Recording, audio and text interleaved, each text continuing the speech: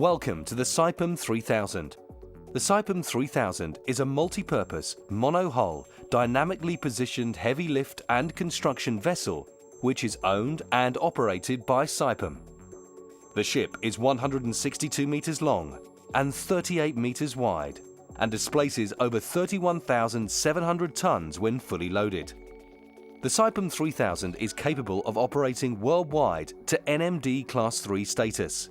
She is equipped with a fully redundant Kongsberg Simrad SDP32 dynamic positioning system, which utilizes 3 computers to control 6 computer-controlled azimuth thrusters, all of which combine to keep the ship on station during all phases of the Saipem 3000's operations.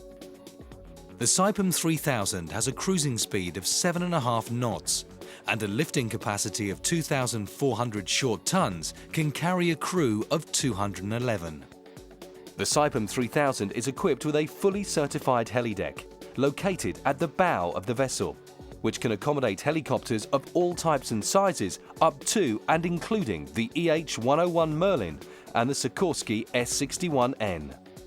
The Saipem 3000 is also equipped with all the safety equipment, devices and systems which are necessary to tackle any type of emergency situation which may arise during operations throughout the world. In this video presentation, we will give people embarking for the first time some basic information about the ship, onboard organization, rules of behavior, safety management and the actions to be taken in any emergency. Details of all items covered in this briefing are given in the Saipem 3000 safety booklet and in the station bills and safety plans displayed throughout the vessel. As soon as you arrive on board, you must check in with the purser who will take your details and arrange for the safety briefing to be carried out. All personnel must be in possession of a valid offshore survival certificate and a valid medical certificate, which will remain valid for the period that they are on board. Some crew members will also need additional specific training certification for jobs such as crane operations, forklift truck operators, etc. Copies of your certification can be handed to the purser during registration. The purser will allocate your cabin and a bunk number, and this info is used to compile the muster lists. Your cabin number determines your lifeboat allocation. Ensure you know which is your assigned lifeboat. Do not change your cabin number without permission from the purser. The Saipem 3000 Safety Management System SMS is in line with Saipem corporate procedures and is fully certified by the American Bureau of Shipping in accordance with the requirements of the International Safety Management ISM code. The Saipem 3000 management team are fully committed to ensuring that a healthy and accident-free work environment is maintained on board the vessel. The Saipem 3000 operates a fully integrated safety management system to achieve this, and copies of Saipem's corporate HSE, health, safety and environment policy are posted in conspicuous locations around the vessel.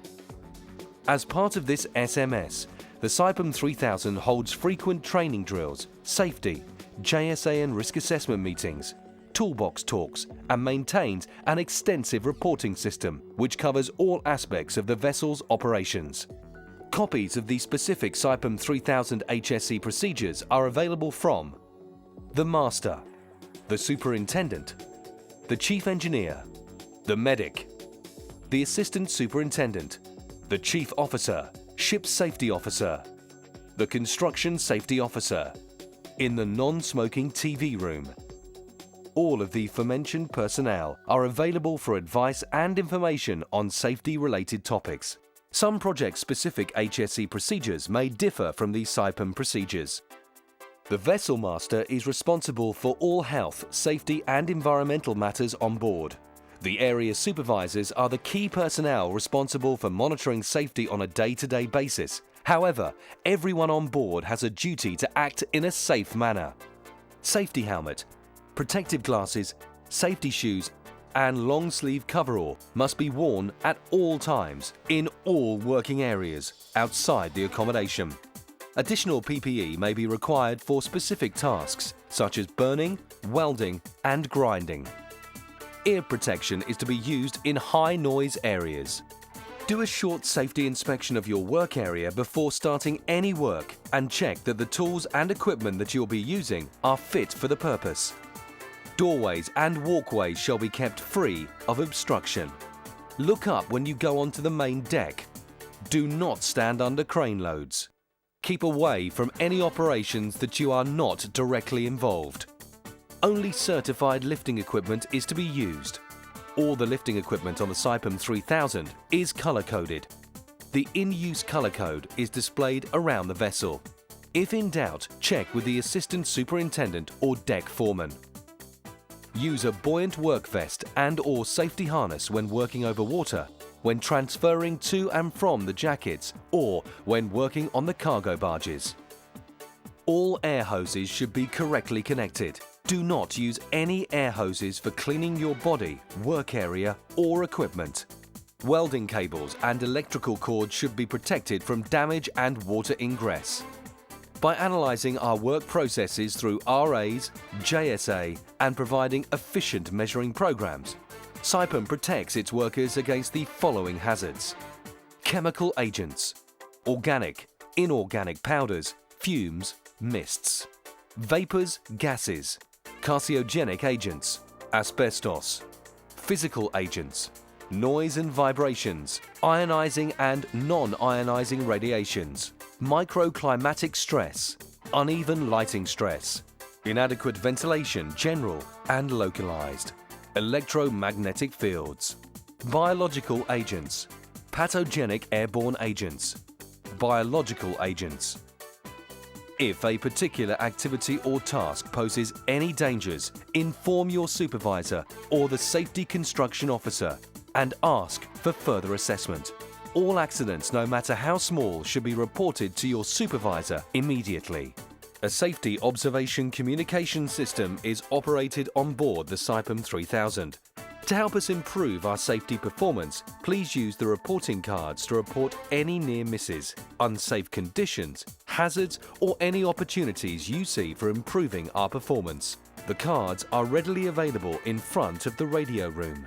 Observations and suggestion cards should be passed on to your area supervisor, the safety officer, or placed in the box outside the purser's office. Safety information is regularly posted on the safety notice boards. Please read this information as it's displayed for your benefit. The vessel has the following life-saving and emergency equipment ready for immediate use: 6 lifeboats with a total capacity of 422 people, 20 self-inflating life rafts with a total capacity of 463 people, 12 life buoys. The location of this equipment is well marked and shown on the safety plans and in the safety handbook. You must know the escape routes to follow from each and every point on the vessel to get to your designated muster station. All escape routes from the accommodation and work areas to the lifeboats are clearly marked. All personnel have access to the vessel's life jackets. These are located, 1 per person in each cabin, in containers in the vicinity of the muster stations. As soon as you arrive on board, check that the life jacket in your cabin has not been removed and that it's in a good condition. Report any defects to the safety officer. Life jackets are to be donned by all non-essential personnel during emergency situations. Remove the life jacket from the cupboard or the containers near the lifeboats. Check that it's undamaged, particularly the ties, whistle, light and fluorescent stripes. Pull the jacket down over your head. Cross the straps on your back and put them through the loops in the sides. Finally, tie in front. The Saipem 3000 is also well equipped with the firefighting equipment and emergency response systems such as fire detectors and alarms, fire extinguishers, fire main system complete with hydrants, hoses and nozzles, a fixed water sprinkler system in the accommodation, fixed foam and CO2 systems. Make sure you know where the nearest extinguisher, fire station and manual alarm point to your cabin are situated. The fire detection and alarm system covers all areas of the vessel. Manual alarm buttons are generally located close to access doors. We shall now look at the alarm signals for various emergency situations. All alarms are to be treated as genuine unless personnel have been otherwise advised. Fire alarm. Intermittent ringing of the ship's alarm bells. General announcement given by the bridge through the public address system. Prepare to abandon ship. 7 short and 1 long blast from the whistle sounding of general alarm system. Attention to all crew. General announcement given by the bridge through the public address system. Personnel to meet at your stations at once. Launching. By word of mouth from the master, followed by continuous signal from the ship's whistle. Man overboard. Shout, man overboard. 3 long blasts from the ship's whistle. Cessation of the emergency is announced over the public system. Now let's look at the procedures to be followed in emergency situations. Anyone discovering a fire must immediately raise the alarm by pressing the closest manual alarm button, then informing the bridge on telephone number 500 or 501, or by any other means. If possible, and without endangering yourself, try to put out the fire using the closest appropriate extinguisher or try to contain the fire until the fire team arrives. At the sound of the alarm, all emergency crew personnel must go immediately to the assigned firefighting station. All non-essential personnel should cease their operations, secure their work area, and proceed in an orderly manner to their designated muster station. If you're in your cabin or the living quarters when the alarm sounds, get your life jacket and some warm clothing and then make your way to your assigned muster station. Do not take unnecessary objects with you. If you are working outside these areas and your life jacket is not at hand, then immediately make your way to the assigned muster station where there are life jacket boxes. Upon arrival at the muster station, put on the life jacket. Ensure you're checked off by the assigned lifeboat coordinator, or turn your magnetic strip and stand by to follow his instructions. Regular abandoned ship drills are conducted as part of the Saipem 3000 safety management system. Everybody is required to attend, unless they've been excused by the master. Correct PPE and life jackets to be worn during all drills. Do not leave the drill unless you've been dismissed by the coordinator. If somebody falls into the sea, rescue operations should be organised rapidly and efficiently, as it's imperative to recover the person before drowning occurs. Anyone who notices someone in the water must first attract the attention of crew members by shouting, "Man overboard." At the time, without losing sight of the man overboard, he must throw one of the available life buoys into the water close to the man overboard. Man overboard, starboard side.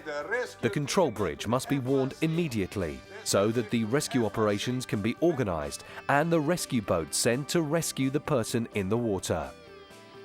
A permit to work PTW system is operated on board the Saipem 3000 and must be strictly adhered to at all times.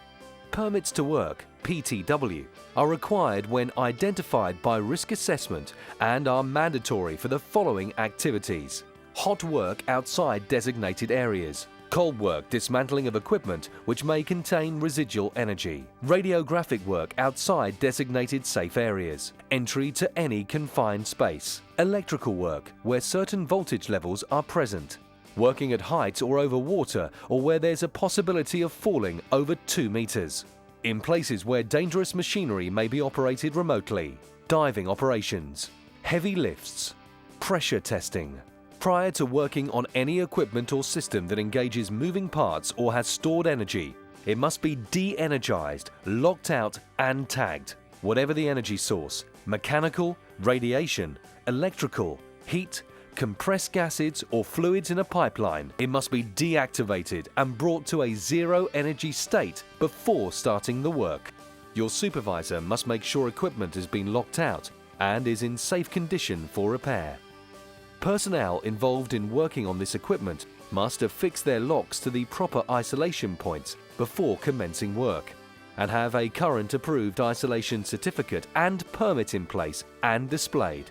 The construction safety officer, in conjunction with the area supervisor, raises the work permits which need to be authorized by the master, chief engineer or superintendent before the work can start. Scaffolding work should be only undertaken by the approved scaffolders carried on board the Saipem 3000. All scaffolding is to be inspected and tagged before use and at regular intervals thereafter. Always lift using the leg and thigh muscles with a straight back. Be sure that the load is within your lifting capabilities and ensure that the center of gravity of the load is nearest to you. Never twist when carrying a heavy load. Seek assistance when lifting heavy loads. All waste materials generated on board are to be disposed of in accordance with Saipem procedures. Hazardous and non-hazardous waste must be always separated. Nothing should be thrown overboard unless in accordance with statutory regulations. All rubbish must be placed in the bins, special containers or skips provided. Used cups, bottles and shoe covers should not be left lying around. Special attention is required for the disposal of aerosols and batteries, which must be segregated from other garbage. If you have to dispose of an aerosol in your cabin, leave it out of the dustbin. The steward will segregate it. Exhausted batteries must be returned to the storekeeper. All personnel departing by helicopter shall receive a heli briefing prior to boarding. Departing personnel are to muster under the helideck 15 minutes before the flight is due to land. During heli operations, follow the instructions of the helicopter landing officer at all times. Personnel not directly involved in the ongoing operations must stay clear of the helideck area until the helicopter has departed. From time to time, it may be necessary for personnel to undertake a transfer using a personnel basket. The certified personnel basket used on the S3000 is designed for a maximum of 4 persons. Personnel being transferred must stand on the outside of the basket between 2 columns facing inwards.